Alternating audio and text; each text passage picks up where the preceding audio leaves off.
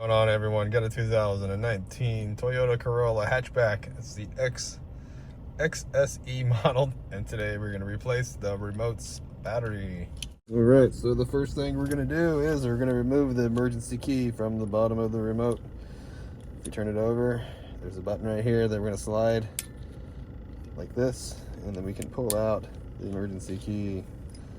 Now if we look into the remote, you got two slots. You got the slot where the emergency key came out, which is this one on the side. We're not using that one. We're using the one, let me see, make sure I can get this on camera. This little shallow guy right here. Right here, this one right here. Shallow guy right there. Stick your screwdriver in here like this. And what we're gonna do is we're gonna turn it clockwise.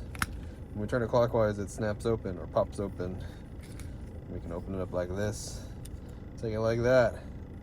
There's another little slot right here for your screwdriver. Pop this battery right out. All right. Now this battery size is going to be a CR2032, positive sign, facing out towards us. Put it in the top first, and then you can just snap it in like that. If you need a battery, check the description box. I'll have a link down below. Get the back half of the remote, stick it on there. Make a bunch of snappy noises like that. That means it's all put back together.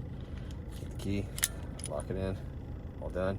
Hope the video was helpful, and if it was, appreciate it, hit that like button.